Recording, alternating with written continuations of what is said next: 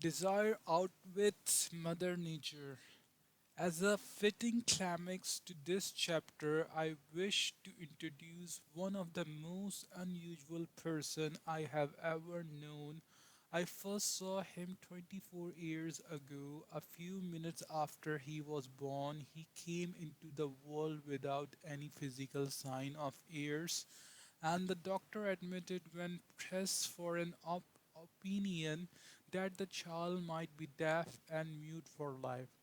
I challenged the doctor opinion. I had the right to do so. I was a child's father. I too reach a decision and render an opinion, but I express the opinion silently in the secrecy of my own heart. I decided that my son would hear and speak. Nature could send me a child without ears, but nature could not induce me to accept the reality of affliction. Affliction. In my own mind, I knew that my son would hear and speak. How I was sure there must be a way, and I knew I would find it. I thought of the words of the immortal Emerson: the whole course of things goes to teach us faith. We need only obey. There is guidance for each of us, and by lowly listening, we shall hear the right word. The right word desire more than anything else. I desire that my son should not be a deaf mute.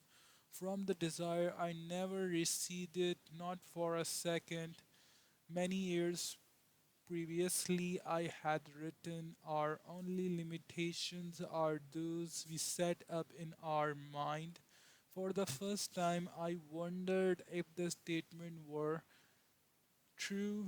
Lying on the bed in front of me was a newly born child without the natural equipment of hearing, even though he might hear and speak. He was obviously disfigured for life. Surely this was a limitation which that child had not set up in his own mind. What could I do about it? Somehow I would find a way to transplant into that child mind my own burning desire for ways and means of conveying sound to his brain without the aid of ears. As soon as the child was old enough to cooperate, I would fill his mind so completely with burning desire to hear that nature would, by methods of her own, translate it into physical reality.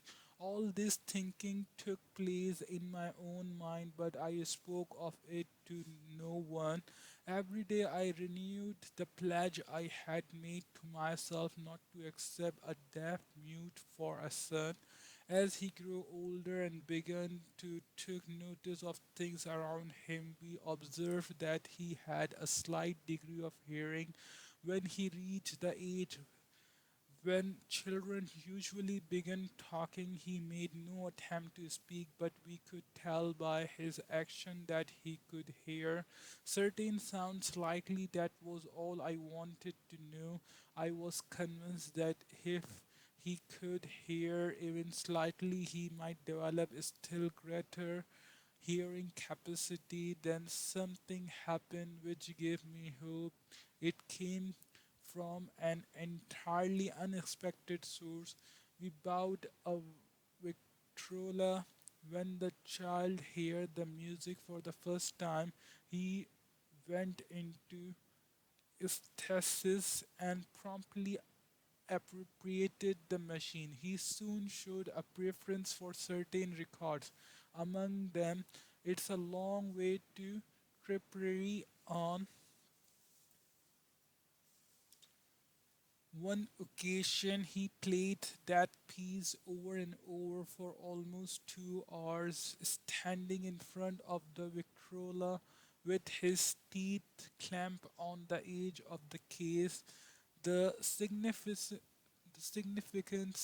of this self-formed habit of his did not become clear to us until years afterward, for we had never heard of the principle of Boone conduction of sound at that time.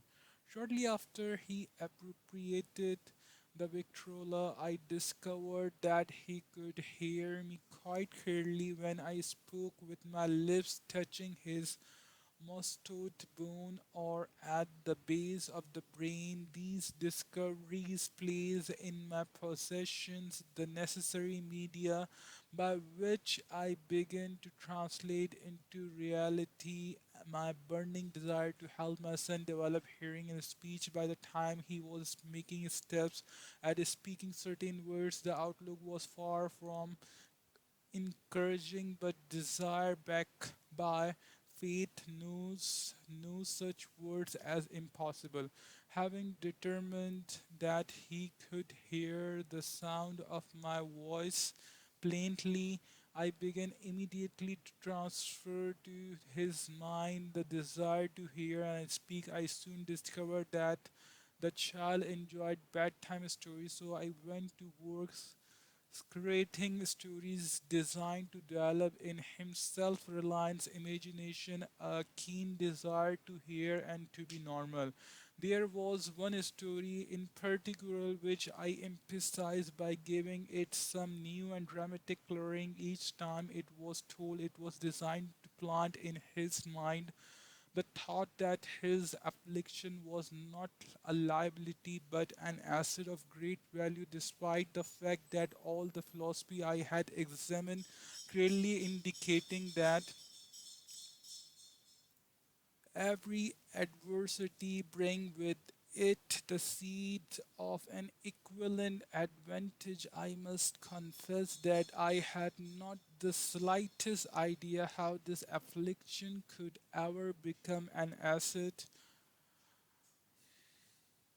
However, I continue my practice of wrapping that philosophy in bedtime stories, hoping the time would come even he would find some plan by which his handicap could be made to serve some useful purpose. Reason told me plainly that there was no adequate compensation for the lack of the ears and natural hearing equipment desired backed by faith push reason aside and inspire me to carry on. As I analyze the experience in retrospect, I can see now that my son's faith in me had much to do with the astounding result. He did not question anything I told him. I sold him the idea that he had a distinct advantage over his older brother and that his advantage would reflect itself in many ways. For example, the teacher in his school would observe that he had no ears, and because of this, they would show him special attention and treat him with extraordinary kindness. They always did. His mother saw to that by visiting the teacher and arranging with them to give the child the extra attention necessary. I sold him the idea too that when he became old enough to sell newspaper, his older brother had already become a newspaper merchant. He would have a big advantage over his brother for the reason that people would pay him extra money for his wares because they could see that he was a bright, industrious boy despite the fact he had no ears. We could notice that gradually the child hearing was improving. Moreover, he had not the slightest tendency to be self conscious because of his affliction. When he was about 7, he showed the first evidence that our method of serving his mind was bearing fruit. For several months, he begged for the privilege of selling newspaper, but his mother would not give her consent. She was afraid that his deafness made it unsafe for him to go on the street alone. Finally, he took matters in his own hand. One afternoon, when he was let at home with the servant, he climbed through the kitchen window shined to the ground and set out on his own. He borrowed 6 cents in capital from the neighborhood shoemaker, invested it in paper and sold out, reinvested and kept repeating until late in the evening after balancing his account and paying back the 6 cents he had borrowed from his banker. He had a net profit of 42 cents. When we got home that night, we found him in bed, asleep, with money tightly clenched in his hand. His mother opened his hand, removed the coins, and cried, of all things, crying over her son's first victory seemed so inappropriate. My reaction was the reverse. I laughed heartily, for I knew that my endeavor to plant in the child mind an attitude of faith in himself had been successful. His mother saw in his first business venture a little deaf boy who had gone out in the street and risked his life to earn money. I saw a brave, ambitious, self reliant little businessman whose stock in himself had been increased 100% because he had gone into business on his own initiative and had won. The transaction pleased me because I knew that he had given evidence of a trait of resourcefulness that would go with him all through life. Later events proved this to be true. When this older brother wanted something, he would lie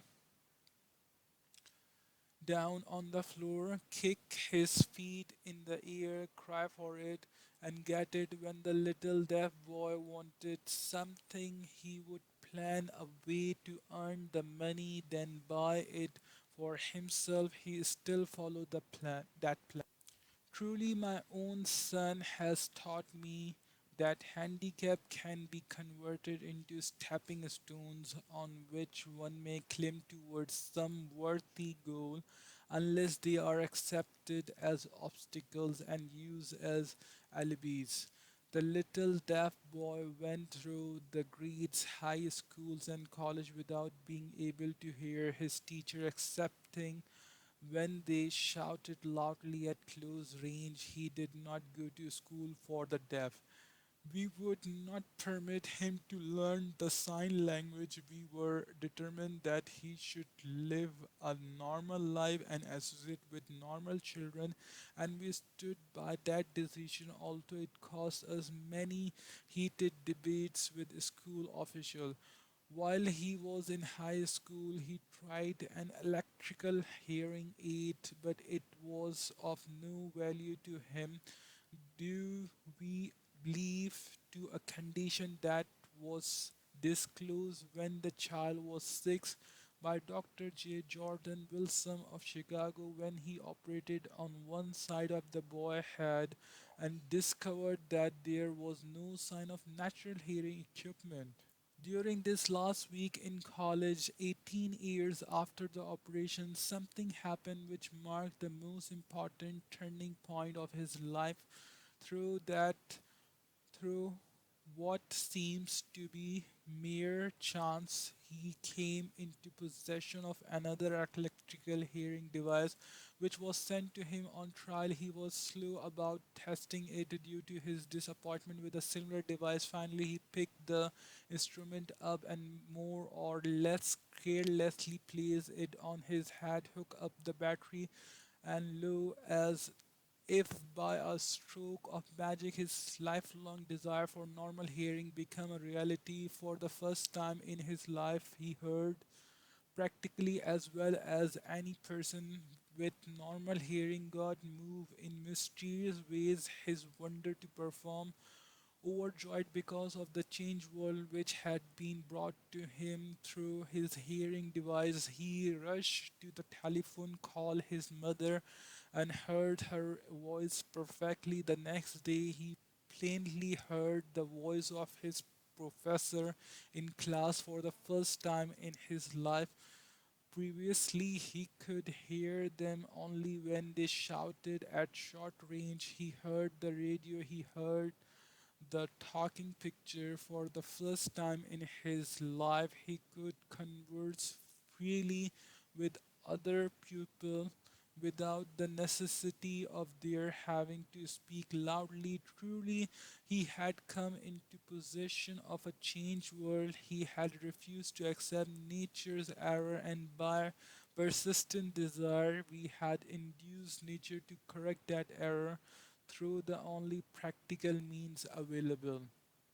Desire had commenced to pay dividend, but the victory was not yet complete. The boy still had to find definite and practical way to convert his handicap into equipment asset. Hardly realizing the significance of what had already been accomplished by intoxicated with the joy of his newly discovered world of sound, he wrote a letter to the manufacturer of the hearing aid, enthusiastically describing his experience. Something in his letter, something perhaps which was not written on the lines but back of them, caused the company to invite him to New York. When he arrived, he was escorted through the factory while talking with the chief engineer, telling him about his changed world. A hunch, an idea, or an inspiration, call it what you wish, flashed into his mind. It was the impulse of thought which converted the affliction into an asset destined to pay dividend in both money and happiness to thousands for all time to come. The sum and the substance of that impulse of thought was this: it occurred to him that he might be of help to the millions of defi- deaf, deaf, deaf people who go through life without the benefits of hearing devices. If he could find a way to tell them the story of his changed world, then and there he reached a decision to devote the remainder of his life to rendering useful service to the hard of hearing. For an entire month, he carried on an intensive research during which he analyzed the entire marketing system of the manufacturing of the hearing device and created way and means of communicating with the hard of hearing all over the world for the purpose of sharing with them his newly discovered changed world. When he was done, he put in writing 2 years plan based upon his finding. When he presented the plan to the company, he was instantly given a position for the purpose of carrying out his ambition. Little did the dream when he went to work that he was destined to bring hope and practical relief to thousands of defined people who, without his help, would have been doomed forever to deaf mutism. Shortly after he became associated with the manufacture of the hearing aid, he invited me to attend a class to conduct by his company for the purpose of the teaching deaf mutes to hear and to speak. I had never heard of such a form of education. Therefore, I visited the class skeptical but hopeful that my time would not be entirely wasted. Here I saw a demonstration which gave me a greatly enlarged vision of what I had done to arouse and keep alive in my son mind the desire for normal hearing. I saw deaf mutes actually being taught to hear and to speak through application of the self same principle I had used more than 20 years previously in saving my son from the deaf mutism. Thus, through some strange turn of the wheel of fate, my son Blair and I have been destined to aid in correcting deaf mutism for those as yet unborn. Because we are the only living human beings, as far as I know, who have established definitely the fact that deaf mutism can be corrected to the extent of restoring to normal life those who suffer with this affliction. It has been done for one, it will be done for others. There is no doubt in my mind that Blair would have been a deaf mute all his life if his mother and I had not managed to shape his mind as we did. The doctor who attended at his birth told us confidently the child might never hear or speak. A few weeks ago, Dr. Irving was a noted specialist on such cases, examined Blair very truly, he was astonished when he learned how well my son now hears and speaks, and said his examination indicated that theoretically the boy should not be able to hear at all, but the lad do hear despite the fact that X-ray picture shows there is no opening in the skull whatsoever from where his ears should be to the brain.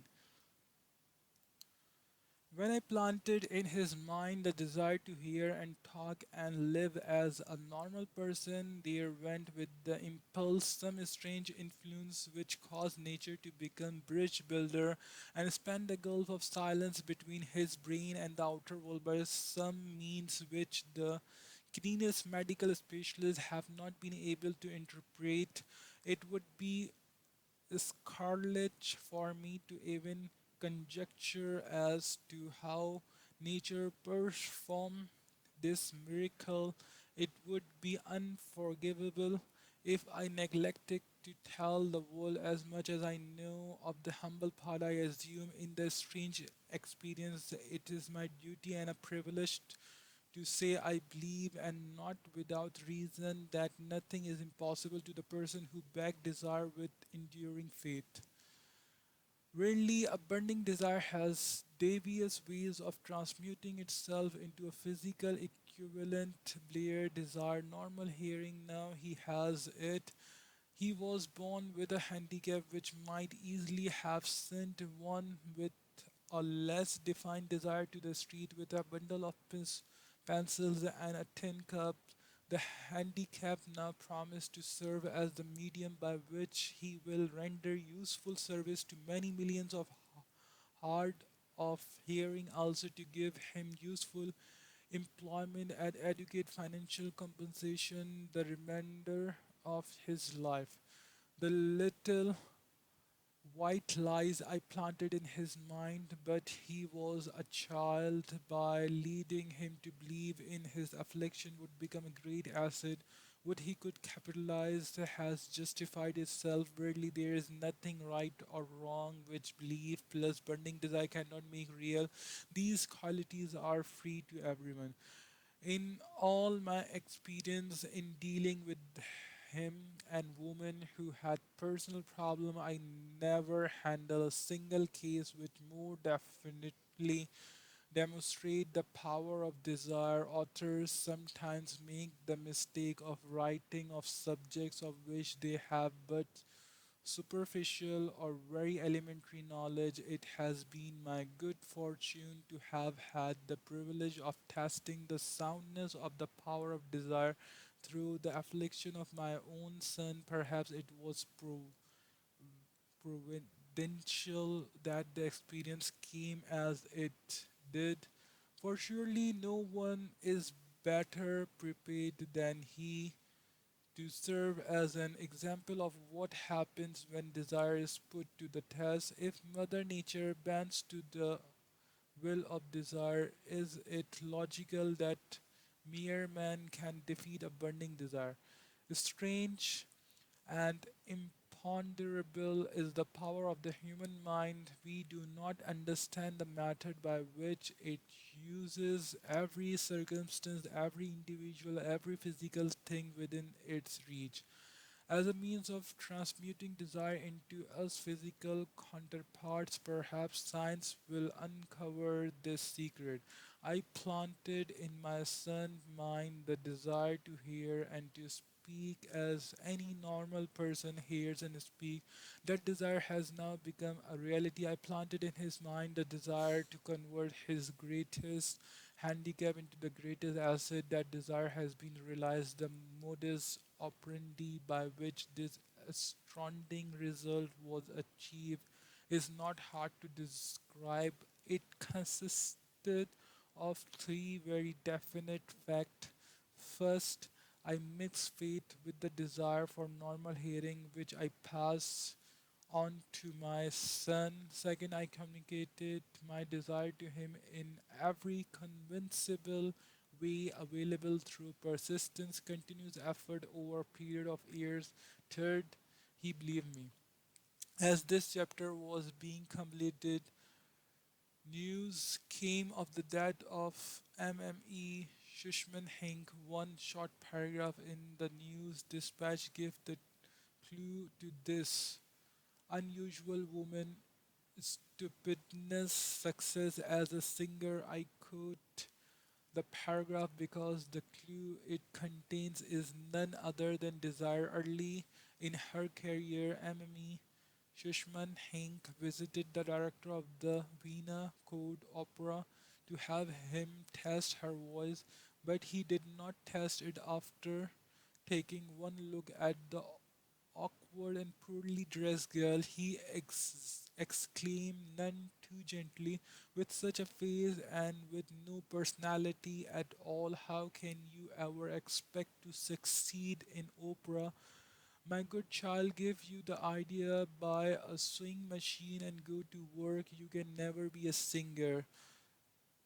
Never is a longer time the director of the Vienna Court Opera knew much about the technique of singing. He knew little about the power of desire when it assumed the proportion of an obsession. If he had known more of that power, he would not have made the mistake of condemning genius without giving it an opportunity. Several years ago, one of my business associates became ill. He became worse as time went on and finally was taken to the hospital for an operation. Just before he was wheeled into the operating room, I took a look at him and wondered how anyone as thin and emaciated as he could possibly go through a major operation successfully. The doctor warned me that there was a little, if any, chance of my ever seeing him alive again. But that was the doctor's opinion. It was not the opinion of the patient. Just before he was wheeled away, he whispered feebly, "Do not be disturbed, Chief. I will be out of here in a few days." The tempting nurse looked at me with pity, but the patient did come through safely. After it was all over, his physician said nothing but his own desire to live saved him. He never would have pulled through if he had not refused to accept the possibility of death. I believe in the power of desire backed by the faith because I have seen this power lift men from lowly beginnings to places of power and wealth. I have seen it rob the grave of its victim. I have seen it served as a medium by which man staged a comeback after having been defeated in 100 different ways. I have seen it provided my own son with a normal, happy, successful life, despite nature having sent him into the world without heirs. How can one harness and use the power of desire? This has been answered through this and the subsequent chapters of this book. This message is going out of to the world at the end of the long list and perhaps the most devastating depression America has ever known. It is reasonable to perform that the message may come to the attention of many who has been wounded by the depression, those who have lost their fortune, other who have lost their position, and great number who must reorganize their plans and stage a comeback. To all these I wish to convey the thought that all achievement, no matter what may be its nature or its purpose, must begin with an intense burning desire for something definite. Through some strange and powerful principles of mental chemistry which she has never divulged, nature wrapped up in the impulse of a strong desire, that something which recognizes no such word as impossible and accept no such reality as failure.